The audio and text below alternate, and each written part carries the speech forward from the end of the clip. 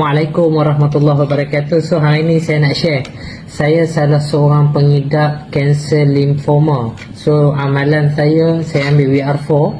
VR4 ni satu hari saya ambil pagi 5 biji, petang 5 biji. Dia adalah ekstrak daripada kunyit halia hitam.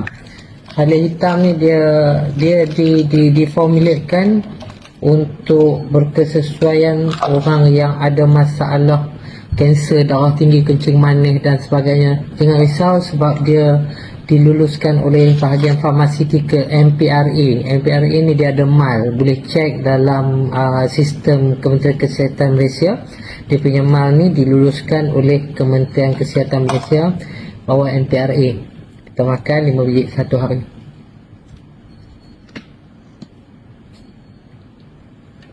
Saya amal ni, saya dapatkan sel limfoma tu dalam 3 bulan yang sudah. 3 bulan yang sudah, Alhamdulillah daripada stage 2 dah turun stage 1. Dan 8/1 ni doktor jangka boleh turun lagi. Dan saya tak cakap pun kat doktor saya ambil yang ni. Alhamdulillah ubat hospital pun kita ambil, tapi impact dia punya kebaikan tu, dia bagi kita energi, kencing manis, darah tinggi ke tidak. Dalaman organ saya daripada paru-paru, buah pinggang ada gangguan, tapi cek darah ada result keluar darah baru-baru ni semua alhamdulillah. Buah pinggang cantik, semua cantik, kencing manis cantik, kolesterol cantik. Saya tak ada kencing manis, saya hanya ada darah tinggi saja. Darah tinggi pun alhamdulillah normal. So VR4 ni sangat-sangat membantu pada orang yang ada masalah yang saya sebut.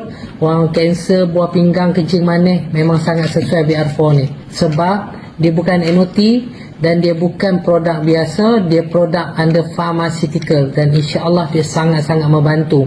Dia ada herba yang dibuat uji kaji dan dia telah diformulatekan. Mungkin saya rasa dia buat testing selama 2 tahun sementara dikeluarkan di pasaran, dan alhamdulillah berapa ramai orang yang telah makan. Sebab saya pun diperkenalkan oleh orang yang bekas pesakit kanser yang dah cure. So alhamdulillah saya daripada stage 2 dah turun stage 1, dan sekarang doktor jangka akan turun lagi. Dan sekarang berat badan saya pun dah mula naik balik. Ketidak mula-mula kena kanser, berat badan saya turun drop 12 kilo ke 13 kilo dalam masa sebulan. Alhamdulillah selepas amal VR4 ni memang dapat membantu sangat-sangat. Saya makan pagi 5 biji, malam 5 biji.